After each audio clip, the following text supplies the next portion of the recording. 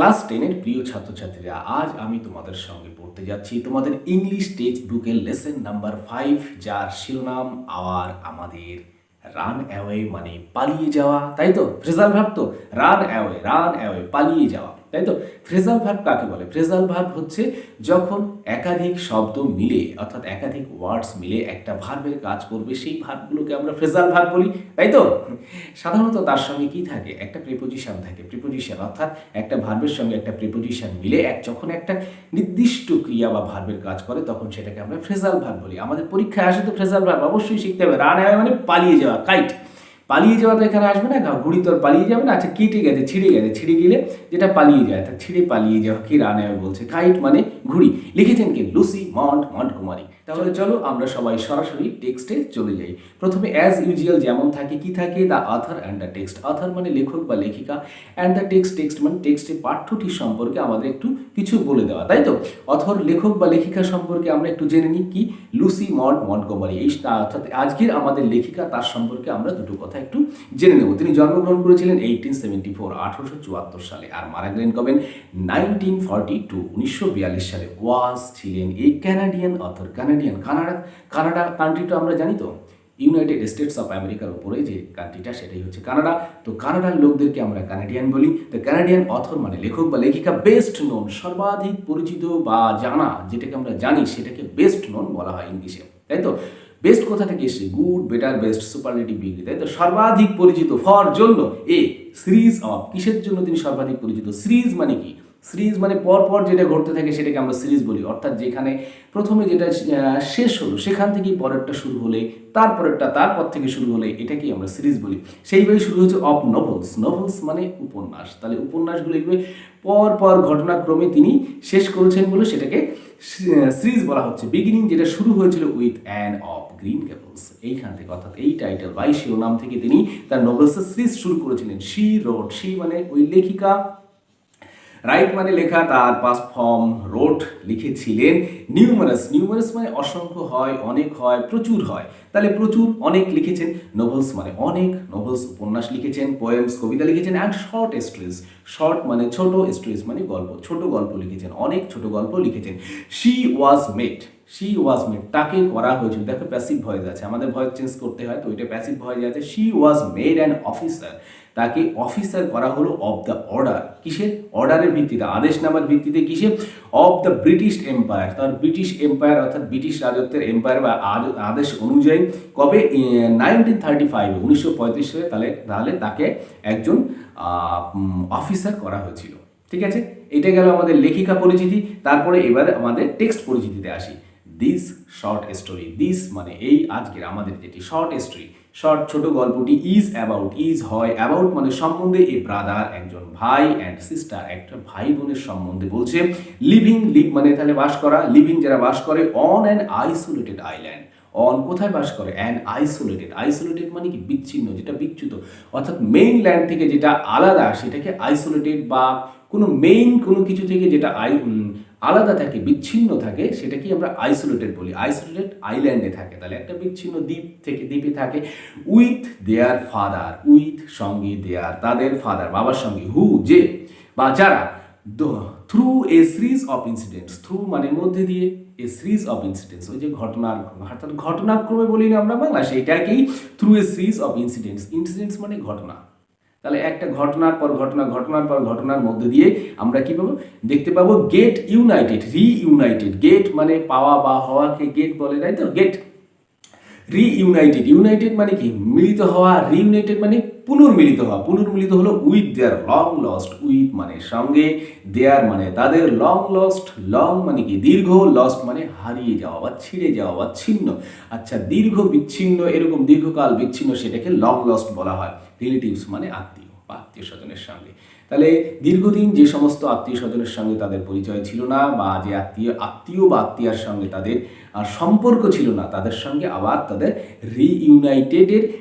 রিইউনাইট হওয়ার যে গল্পটা, সেটাই আমাদের টেক্সটের বিষয়বস্তু। It is a touching tale. Touching মানে টাচ কোনটাকে বলে? টাচ স্পর্শ, অর্থাৎ হৃদয়স্পর্শী বলি, মর্মস্পর্শী বলি, সেটাকে টাচিং বলে। এটা হয় একটা টাচিং টেল মানে গল্প, তাই তো। তো এটা একটা হৃদয়স্পর্শী বা মর্মস্পর্শী গল্প। দ্যাট আন্ডারলাইন কোনগুলো হয়? আন্ডারলাইন আমরা কোনগুলো করি? যেগুলো কোনো টেক্সটের মূল যে কথাটা বা যেটাকে আমার মনে রাখতে হবে, যা বুঝতে হবে, সেটাকে আমরা আন্ডারলাইন করি, অর্থাৎ হাইলাইট করি, তাই তো? তো আন্ডারলাইন্স দ্য ভ্যালু মানে কি? মূল্য অফ রিলেশনশিপ। রিলেশনশিপ মানে কি? সম্পর্ক, অর্থাৎ সম্পর্কে যে মূল্য সেটাকে আন্ডারলাইন্স করছে, অর্থাৎ ভ্যালু দিচ্ছে, তাই তো? এইটা হচ্ছে আমাদের টেক্সটের মূল বিষয়বস্তু। চলো আমরা এবার টেক্সটে যাই। টেক্সট আছে রিড দ্য ফলোইং, পড়ো দ্য ফলোইং নিম্নলিখিত ইউনিট 1। আজকে যেটা আমরা শুরু করতে যাচ্ছি, দেখো প্রথমে শুরু হচ্ছে খুব সুন্দরভাবে, অফকোর্স, অবশ্যই, তোমাকে অ্যাট্রাক্ট করার জন্য, অফকোর্স, অবশ্যই, কি? দেয়ার ওয়াজ নোবডি, দেয়ার ওয়াজ, সেখানে ওয়াজ থাকা বা পাস্ট টেন্সে, অতীতকালে, নোবডি না, তাহলে কেউ ছিল না, সেখানে কেউ ছিল না, ফর আস, আমাদের জন্য কেউ ছিল না, টু প্লে উইথ, কি করতে? টু প্লে উইথ, খেলা করতে, আমাদের সঙ্গে খেলা করতে, তের জন্য টু আছে, টু প্লে উইথ, আমাদের সঙ্গে খেলা করতে, কোথায়? On the big half moon. এই যে দেখো, বিগ হাফ মুন, বিগ মানে বড়, হাফ মুন মানে কি? অর্ধেক চাঁদ, কিন্তু এখানে এটা প্রপার নাউন আছে, তাই তো? কারণ এটা দেখো সবগুলোই ক্যাপিটাল লেটারে আছে, তাহলে এটা একটা জায়গার নাম, তাহলে ওই আইল্যান্ডটা, পসিবলি ওই আইল্যান্ডটার নাম হবে বিগ হাফ মুন। বোঝা গেছে? তাহলে বিগ হাফ মুনে আমাদের সঙ্গে খেলার জন্য, অর্থাৎ খেলার সঙ্গী সাথী কেউ ছিল না। উই জাস্ট হ্যাড, আমরা, জাস্ট ঠিক, হ্যাড মানে থাকা, তার past tense, had to make the most, to make করতে, দ্য মোস্ট সব থেকে বেশি কোনো কিছু করতে, অফ ইচ আদার অর্থাৎ একে অপরের সঙ্গে আমরা যতটুকু করতে পারি, সব থেকে বেশি যা করতে পারি সেটাকেই বলছে to make the most of each other and we did, এবং সেটা আমরা করতাম, অর্থাৎ সংখ্যায় লোকজন খুব কম, তাহলে একে অপরের জন্য আমরা আমাদের বেস্টটা, অর্থাৎ তাদের বেস্ট যে জিনিসটা সেইগুলো যা করতে পারতো তারা সেটাই করতো। We live on the big half moon island, এই সেই আইল্যান্ডটার নাম। আচ্ছা, উই লিভ, তাহলে আমরা বাস করি কোথায়? On the big half moon আইল্যান্ডে আমরা থাকি। এবার উই কারা, দেখো তাদের বর্ণনা দিচ্ছি। উই, দেখো ইনভার্টেড কমাসের মধ্যে আছে আর, ফাদার, তাহলে বাবা, অ্যান্ড ক্লথ একজনের নাম পাওয়া গেল, অ্যান্ড আই অর্থাৎ যিনি গল্পটা বলছেন বা লিখছেন, আর সঙ্গে কে আছে? অ্যান্ড আন্ট মানে কি? খুড়ি, কাকিমা, তাই তো? কে? Star and Mimi and Dick, এই টোটাল ক্যারেক্টার্স। তাহলে টোটাল ক্যারেক্টার্সকে আমরা 6জন পেলাম, তাই তো? বাবা, ক্লদ আছে, অ্যান্ড আই লেখক বা লেখিকা, আর আন্ট আছে, Star and Mimi and Dick, এই 6টা ক্যারেক্টার্স পাওয়া গেল। It use to be only father and cloth and I, তাহলে এইখানে এই 6জনের মধ্যে আবার 3জন আইসোলেটেড হয়ে গেল, আলাদা হয়ে গেল, তারা কারা? ইট ইউজ টু বি অতীতের অভ্যাসগত ক্রিয়া বা কোনো কিছু অতীতে কন্টিনিউ হওয়া বা চলতে থাকা বা অতীতে যে জিনিসটা ছিল সেই জিনিসটাকে ইউজ টু এটা ব্যবহার করা হয়। ইট ইউজ টু বি অনলি, কেবল একমাত্র, অর্থাৎ এটাই ছিল, কেবল একমাত্র, এইটুকু বোঝাতে আমরা অনলি ব্যবহার করি। তাহলে সেটাই মানে একরকম ছিল, সেটাকেই বোঝানোর জন্য it use to be only father and cloth and I, অর্থাৎ আমরা এই 3জনই, অর্থাৎ ওই 6জনের মধ্যে আমরা একসঙ্গে আইসোলেটেড হয়ে 3জন আছি। ইট ইজ, এটা হয় all on account of the kite, এটা ছিল it is all on account, all on account মানে অল অন অ্যাকাউন্ট মানে সংখ্যা, অ্যাকাউন্ট মানে আমাদের অ্যাকাউন্ট নাম্বার থাকে না, যেখানে আমরা ডিপোজিট করি, তাই তো? তাহলে এইটা অ্যাকাউন্ট মানে ধর্তব্যের মধ্যে বা গণ্য করা, অল অন অ্যাকাউন্ট হচ্ছে ধর্তব্য বা গণ্য করার মধ্যে। It is all on account of the kite, অর্থাৎ কাইটকেই যদি আমরা গণ্য করি বা ধরি, that there R more of us, অর্থাৎ আমাদের থেকে বেশি ছিল, অর্থাৎ ঘড়ির সংখ্যাটাই আমাদের থেকে সংখ্যায় বেশি ছিল, আর বাদ বাকি কোনো কিছুই সংখ্যায় বেশি ছিল না। দিস ইজ হোয়াট, এই কারণে দিস ইজ এটা হয়, দিস মানে এই, what I want to tell you about, সেটাই আমি, আই ওয়ান্ট মানে চাওয়া, আই ওয়ান্ট চাচ্ছি, টু টেল বলতে, ইউ অ্যাবাউট সেটার সম্পর্কেই আমি তোমাদেরকে বলতে যাচ্ছি। এবার দেখি উনি কি বলেন। Father is the keeper, father অর্থাৎ বাবার সম্পর্কে বলছেন, ফাদার মানে বাবা, ওই ছেলে মেয়ে দুটির বাবা, তাই তো? ইজ দ্য কিপার মানে রক্ষক, আমরা গোলকিপার জানি, তাই তো? গোলরক্ষক। তাহলে ফাদার ইজ দ্য কিপার, রক্ষক of the big half moon light house, তাহলে তিনি সেখানকার কিপার, রক্ষক, অর্থাৎ বিগ হাফ মুন লাইট মুনের যে একটা লাইট হাউস আছে, লাইট হাউস বুঝো তো, যেখানে লাইট হাউস একটা বড় টাওয়ার, সেই টাওয়ার থেকে খুব স্ট্রং লাইট থাকে, যে লাইট দিয়ে সেইলের যারা নাবিক থাকে বা জাহাজ যারা চালান তাদেরকে গাইড করার জন্য ওই লাইটটা তাদেরকে নির্দেশ করে যে কোস্ট খুব কাছাকাছি এসে যাচ্ছে বা এইদিকে আসো বা ওদিকে যাও, সেটাকে লাইট হাউস বলে। তো সেই লাইট হাউসের কিপার ছিল হচ্ছে ওই ছেলে মেয়ে দুটির বাবা। আচ্ছা, আই অ্যাম 11 ইয়ার্স ওল্ড, অর্থাৎ লেখক বা লেখিকা তিনি বলছেন তার বয়স কত, 11 বছর। ক্লদ ইজ 12, তাহলে ক্লদের বয়স হচ্ছে 12, তাহলে দাদা, ক্লদ হচ্ছে দাদা, আরও হচ্ছে উনি হচ্ছেন বোন। ইন উইন্টার, শীতকালে, তাহলে শীতকালে হোয়েন দ্য হারবার, হোয়েন যখন, দ্য হারবার, হারবার মানে বন্দর বা পোতাশ্রয়কে হারবার বলে, তাই তো, বন্দর, তাহলে ওটা জানি আমরা একটা দ্বীপ, সেইটা is frozen over, is frozen, fridge মানে জমে যাওয়া, তার পার্টিসিপল পাস্ট পার্টিসিপল ফর্ম অর্থাৎ থার্ড ফর্মটা ফ্রোজেন, জমে যায় যখন, ওভার অর্থাৎ টোটাল আইল্যান্ডটা যখন জমে যায়, অর্থাৎ বন্দরটা যখন টোটাল বরফে জমে যায়। We all move over, we তাহলে আমরা ওই যে তিনজন, অল সবাই, মুভ ওভার মুভ চলে যাওয়া, মুভ ওভার কোথায় চলে যায়, টু দ্য মেইনল্যান্ড, মেইনল্যান্ডে চলে যাওয়া, অর্থাৎ মূল যে রাষ্ট্র বা দ্বীপ রাষ্ট্র, এটা তো দ্বীপ, অর্থাৎ দ্বীপ থেকে যখন মূল ভূমিতে চলে যায় তখন সেটাকে move over to the mainland, mainland মানে প্রধান ভূমি যেটা, অর্থাৎ সেই দেশের বা সেই জায়গার হয়তো প্রধান যে ভূমিটা সেটাকেই মেইনল্যান্ড বলছে। অ্যাজ সুন অ্যাজ মানে যথাশীঘ্রকে অ্যাজ সুন অ্যাজ বলা হয়, যথাশীঘ্র কি, স্প্রিং কামস, স্প্রিং মানে বসন্ত, কামস যখনই, অর্থাৎ বসন্ত আসবা মাত্র, ব্যাক উই সেল, দেখো এই সেন্টেন্সটাকে যদি সাজিয়ে নিই, উই সেল ব্যাক, উই মানে আমরা, সেল ব্যাক মানে কি, সেল সমুদ্র যাত্রা করাকে বা কোনো কিছু জলযাত্রাকে সেল করা বলে, তাহলে সেল যাত্রা অর্থাৎ সমুদ্র যাত্রা বা জলযাত্রা করে ব্যাক মানে ফিরে আসি, অর্থাৎ মেইনল্যান্ড থেকে যেই স্প্রিং আসে আমরা আবার এই আইল্যান্ডে ফিরে আসি। To our own dear island, কোথায় ফিরে আসি, টু এই ডাইরেকশন বোঝাতে টু বোঝানো হয়, তাই তো, আওয়ার ওন, আওয়ার মানে আমাদের, ওন আওয়ার আমাদের, ওন মানে নিজস্ব, ডিয়ার মানে প্রিয়, আইল্যান্ডে আমরা আবার ফিরে আসি। এই পর্যন্ত হলো।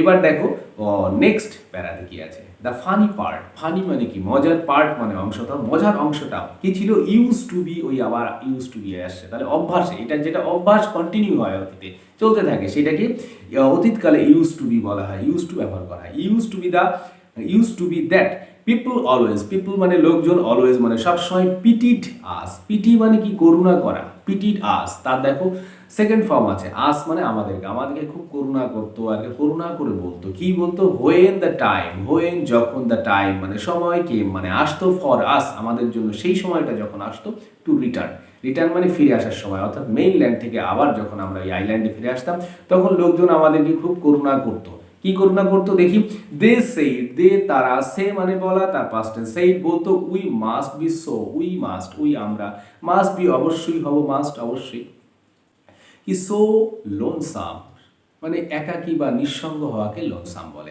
আমরা একাকী বা নিঃসঙ্গ হয়ে যাবো, এতটাই নিঃসঙ্গ হয়ে যাবো, ওভার দেয়ার, সেখানে ওভার দেয়ার অর্থাৎ ওই আইল্যান্ডে গিয়ে এতটাই নিঃসঙ্গ হয়ে যাব, with no other children, with সঙ্গে থাকবে নাকি, নো আদার চিলড্রেন অন্য বাচ্চা কাচ্চা থাকবে না, নিয়ার আস আমাদের কাছাকাছি, অর্থাৎ খেলার জন্য কেউ থাকবে না, সেইটা বলে আমাদেরকে সবাই খুব করুণা করতো, অর্থাৎ খুব দুঃখ প্রকাশ করতো।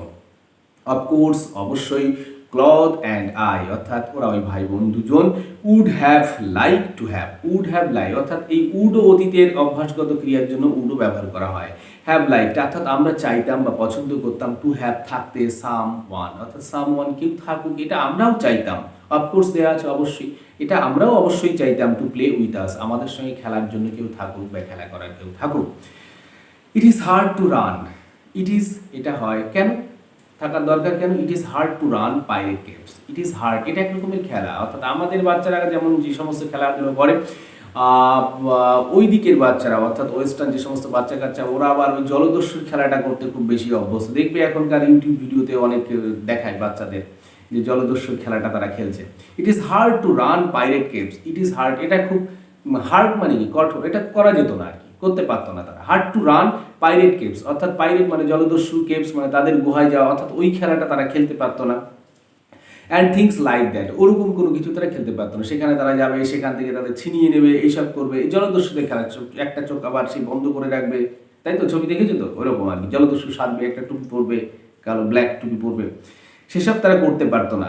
দ্যাট উইথ অনলি টু যেহেতু এই দুজন আছে দুজন মিলে সেই খেলাটা তারা সে খেলতে পারতো না। But we use to quarrel but আবার দেখো সেই ইউজ টু আছে অর্থাৎ অভ্যাসে, বাট কিন্তু we use to quarrel, quarrel মানে কি ঝগড়া করা, তাহলে আমরা এটা আমাদের অভ্যাসেই ছিল কি এই গুড ডিল, এই গুড ডিল মানে বেশ বেশ ভালো রকম কি এই গুড ডিল বলা হয় with the mainland children, with সঙ্গে, দ্য মেইনল্যান্ড মানে ওই যে যখন যেত শীতকালে বসন্তকাল তো ফিরে আসতো তখন কি করতো উইথ দ্য মেইনল্যান্ড চিলড্রেন, মেইনল্যান্ডে যে বাচ্চা কাচ্চা আছে তাদের সঙ্গে বেশ ভালো রকমের ঝগড়া করতো ওই যে ইন উইন্টার শীতকালে।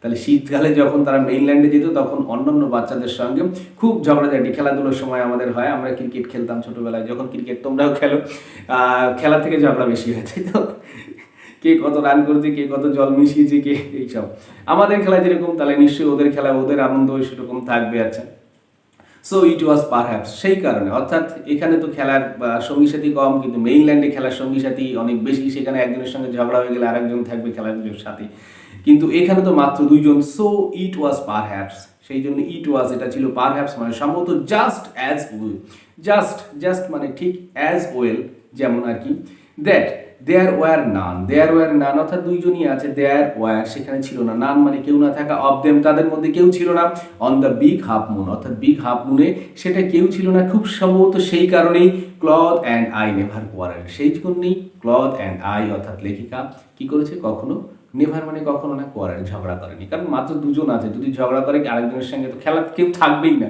তো কি করে খেলা চলবে, তাই তো। এবার চলো next, to be sure, to be sure বা নিশ্চিতভাবে কি, father did not seem, father মানে তাহলে ওই ছেলে মেয়ে দুটির বাবা, ডিড নট সিম, সিম মানে মনে হওয়া, অর্থাৎ এটা পাস্ট টেন্সে বলছে, ডিড নট সিম অর্থাৎ মনে হতো না, to have any relations, to have, have মানে আছে, থাকাকে হ্যাভ বলে, টু হ্যাভ এনি, এনি মানে কোনো রিলেশনস মানে সম্পর্ক, এক্সেপ্ট আস অর্থাৎ আমাদের ছাড়া বাবার আর কোনো সম্পর্ক বা সম্বন্ধ ছিল কিনা আত্মীয় স্বজনের সম্বন্ধে আমাদের সেটা মনে হতো না, বা সেটা আমরা মনে করতে পারতাম না, অর্থাৎ বাবার আর কোনো সম্বন্ধ ছিল না, সেটাই সেরা তারা ভাবতো। This use to puzzle Claude and me, this use to দেখো সেই আবার ইউজ টু আসছে অভ্যাসের, অর্থাৎ পাজল মানে কি হতভম্ব করা বা হতবুদ্ধি করা, যে এই লোকটার কেউ নেই সঙ্গী সাথী, কারোর সঙ্গে মেশবার মতো কেউ নেই, আর ক্লথ অ্যান্ড মি, মি মানে অর্থাৎ ওদের দুজনকে, এভরিবডি প্রত্যেকে, তাই তো, অন দ্য মেইনল্যান্ড, মেইনল্যান্ডের অর্থাৎ মূল ভূমি প্রত্যেকের, হ্যাড রিলেশনস তাদের রিলেশনস ছিল অর্থাৎ তাদের আত্মীয় স্বজন ছিল, কিন্তু ওদের নেই। Why had not we, why কেন, হ্যাড নট উই আমাদের ছিল না কেন, ওটা কোশ্চেন করছে। ওয়াজ ইট বিকজ, ওয়াজ ইট এটা কি ছিল এই কারণেই, বিকজ মানে কারণে, এই কারণেই কি ছিল, we lived on an island, we live আমরা বসবাস করতাম বা বাস করতাম, অন অ্যান আইল্যান্ড একটা দ্বীপ, দ্বীপে বাস করতাম, সেই কারণে কি আমাদের কোনো সম্পর্ক নেই বা সম্বন্ধ নেই, কোনো আত্মীয় স্বজন নেই।